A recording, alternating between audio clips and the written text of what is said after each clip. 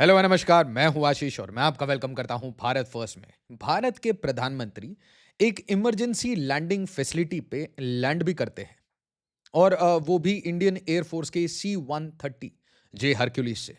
Just imagine, ये emergency landing strip, ये facility क्यों बनाई जाती है? Think about it. कभी आपने ये भी सुना होगा एडवांस लैंडिंग ग्राउंड्स भारत के बिल्कुल बॉर्डर पे एक्टिवेट किए जा रहे हैं, एक के बाद एक। और ये बात समझिए कि ये अकेला काम इंडियन एयरफोर्स का नहीं है। ये काम एनएचएआई का भी है। ये स्ट्रैटेजिक प्लान है कि भाई जब भी इन केस ऑफ स्कर्मिश आप एक साइड में म्यांमार है, एक साइड में आपका बांग्लादेश है, एक साइड में चाइना है। चाइना ने तिब्बत में बड़े सारे चेंगडू J-20s डिप्लॉय कर दिए हैं और कभी भी ये बॉर्डर हॉट हो सकता है। असम एक प्लेन लैंड, एक फ्लैट लैंड है। आपको बहुत बार ऐसा होगा कि ब्रह्मपुत्रा अपनी जो लिमिट्स हैं उसको ब्रीच कर जाएगी, कोई नेचुरल कैलामिटी आ जाएगी, आपको अल्टरनेट बेसिस चाहिए, फटाफट इवैक्यूएशन चाहिए, लॉजिस्टिक्स इमीडिएटली आपको रेस्क्यू करना है, ह्यूमैनिटेरियन आपको मिशन चलाने हैं। हर जगह आपको ऐसी इमरजेंसी फैसिलिटीज की जरूरत पड़ेगी और इसका मतलब बड़ा सिंपल है। कोई भी लैंडिंग फैसिलिटी सिर्फ एक आप समझिए कि कंक्रीट का स्लैब नहीं है कि 4 किलोमीटर का बना दिया, उसके बाद जेट्स लैंड कर गए। नहीं, पूरे इकोसिस्टम को, एक ऑल्टरनेट इकोसिस्टम को आपको डेवलप करना पड़ता है। मतलब आपके पास अगर झाबुआ है और आप बोल रहे हैं कि हम भाई एक इमरजेंसी लैंडिंग फैसिलिटी बना रहे हैं, तो इसका मतलब वो इकोसिस्टम, एक ऑल्टरनेट इकोसिस्टम आपको बना के रखना पड़ेगा कि जस्ट इन केस हमें इसे यूज करना पड़े, हम इसे ऑपरेशनलाइज कर दें। बट आप पहले ये वीडियो देखिए।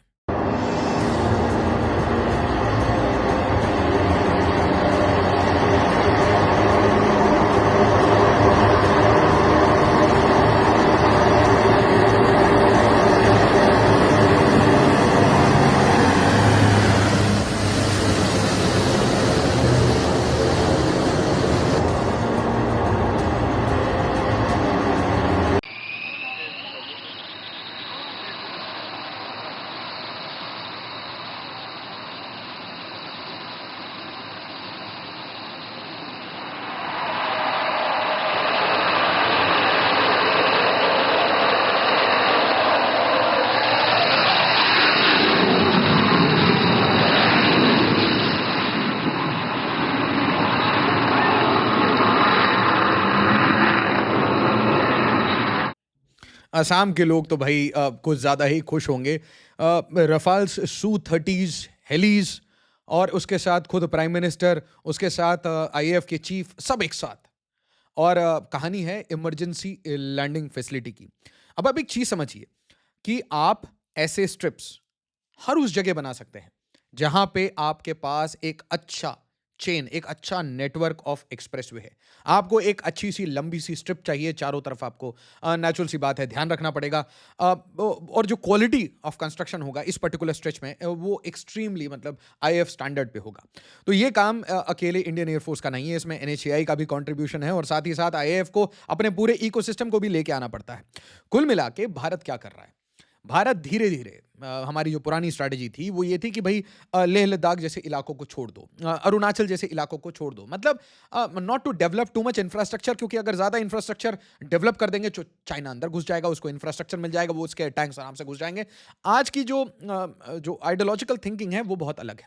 आज ये है कि हम फॉरवर्ड बेसिस बना रहे हैं, एडवांस लैंडिंग ग्राउंड्स बना रहे हैं, हम इमरजेंसी फैसिलिटीज बना रहे हैं, वी आर अंडरस्टैंडिंग वॉरफेयर, हम डिफरेंट तरीके से अपने एनिमीज को देख रहे हो। और नेचुरल सी बात है, इसमें all eyes on China. But एक चीज समझिए, दिस दिस एंटायर शो ये बांग्लादेश के लिए एक वार्निंग थी। इसको बहुत स्मूथली आप देखिए, जब डोनाल्ड ट्रंप वो 2 एयरक्राफ्ट कैरियर ईरानियन रेजिम के पड़ोस में रख देता है, तो वो ईरान के लिए एक बहुत बड़ी वार्निंग है। उसी तरीके से जब आप इंडियन एयरफोर्स के चीफ को देखते हैं, प्राइम मिनिस्टर मोदी को देखते हैं, रफाल्स, सुखोइज, C-30s को देखते हैं, हेलीज को देखते हैं और भाई टचडाउन करते हैं, टेक ऑफ करते हैं, तो it is a message to the entire neighbourhood कि भाई भारत सिलीगुड़ी को लाइटली नहीं लेता। भारत अपनी सिक्योरिटी को, टेरिटोरियल इंटेग्रिटी को बिल्कुल भी कॉम्प्रोमाइज ना होने देगा, ना कोई कर सकता है। और रही बात चैलेंज करने की, तो आपको पोस्चर से, all these postures will tell you some stories. It is giving a direct message to the new regime of Bangladesh कि भाई इलेक्शन हो गए, बीएनपी आप पावर में आ गए, जमात आप खुश हो चुके हैं, एनसीपी आपने आपके बड़े सारे लीडर्स ने कहा था हम ये काट देंगे, वो काट देंगे, आपके लिए सिर्फ छाबुआ काफी है। और जरूरत पड़े तो जो पहला ट्रायल होगा वॉर मोड में ट्रायल, वो हम ये इमरजेंसी लैंडिंग फैसिलिटी की आप ही के ऊपर कर देंगे। And this was an absolute absolute cinema for Bangladesh. Panic create होता है ऐसे इमेजेस को लेकर कि आप अपने लॉजिस्टिक बेस्ड, अपने ट्रांसपोर्ट, अपनी सबसे हेवी लिफ्ट एयरक्राफ्ट्स को उठा के डाल दे रहे हैं हाईवे पे। And this also tells you something, Bharat का पोस्चर चेंज हो गया है। भारत का पोस्चर कैसे चेंज हुआ है? अब इंफ्रास्ट्रक्चर भारत के कोने कोने में बनेगा। इंफ्रास्ट्रक्चर को डुअल यूज के लिए बनाया जाएगा। मैंने आपको बार बार एक बात समझाई है। आप अटल टनल को देख के खुश होते हैं कि वाह अटल टनल, वो Atal tunnel, but the Atal tunnel is a way to Leh in Ladakh. कि भाई आपको हर बार जम्मू और कश्मीर होके लेह लद्दाख नहीं जाना, you can directly reach via Manali.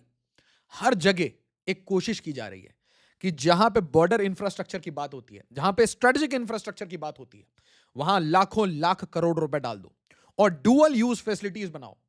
कहीं पे एडवांस लैंडिंग कराओ, कहीं पे इमरजेंसी लैंडिंग कराओ, और इस पूरे इकोसिस्टम को डिप्लॉय करके रखो जस्ट इन केस किसी को भारत से ज्यादा जलन हो जाती है। 4.2 kilometre highway emergency landing strip for military civil aircraft in Assam.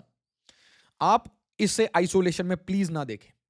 ये सेम एक्टिविटीज आपको अपने आईटी सेक्टर में करना पड़ेगा, आपको सॉफ्टवेयर डेवलपमेंट में करना पड़ेगा, आपको ये सेम काम अपनी पूरी इंडस्ट्री को समझाना पड़ेगा कि अगर आप डेटा में काम कर रहे हैं तो have to work with the armed forces. अगर आप ड्रोन्स में काम कर रहे हैं तो डुअल यूज ड्रोन्स बनाइए। अगर आप हाईवेज एक्सप्रेसवेज बना रहे हैं तो जस्ट थिंक अबाउट इट कि क्या ऐसा यूज किया जा सकता है, क्या ये एक ऑल्टरनेट स्ट्रिप बन सकता है। और सरकार तो डेजिग्नेट करेगी ऑफिशियली कि 25-26 हमें इतने ही चाहिए, उसमें से 10-11 बन चुके हैं। But over the period of time अगर आपके पास ऐसे हाई क्वालिटी स्ट्रेचेस वो बढ़ते जाएंगे भारत में, एज वी स्पीक एक्सप्रेसवेज बढ़ेंगे, ऐसे इमरजेंसी फैसिलिटीज आपको बहुत ज्यादा मिलेंगी। और जितना बॉर्डर रोड ऑर्गेनाइजेशन भारत के बॉर्डर तक पहुंचेगा उतना आपको एडवांस लैंडिंग ग्राउंड्स भी मिलते जाएंगे। It is a direct message to China कि ये सब जो आप चुंबी वैली में करते हैं, गलवान में करते हैं, डोकलम में करते हैं, कोशिश करते हैं कि भारत के साथ ट्रेड भी करें और भारत को आंखें भी दिखाएं। ये जो आप बांग्लादेश की रेजिम को उकसाते हैं, लालमुनीरहाट में एयरबेस बनाते हैं, सिलीगुड़ी को थ्रेटन करने की बात करते हैं, सिलीगुड़ी से underground underground railway facility, expressway facility Bharat बनाना चाहता है। और हम ये इमरजेंसी लैंडिंग स्ट्रिप्स बना रहे हैं। क्या लगता है आपको सिलीगुड़ी काटेंगे? मजाक है, हलवा है।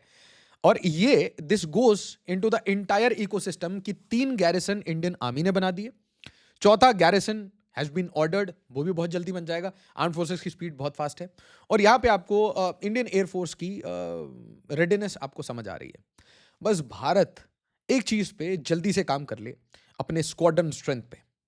और किसी भी तरीके से हम जिस ड्रोन इकोसिस्टम पे काम कर रहे हैं, हम जिस फाइटर जेट इकोसिस्टम पे काम कर रहे हैं, और हम जिस मिसाइल रॉकेट फोर्स पे काम कर रहे हैं, if all the 3 things they start talking to each other,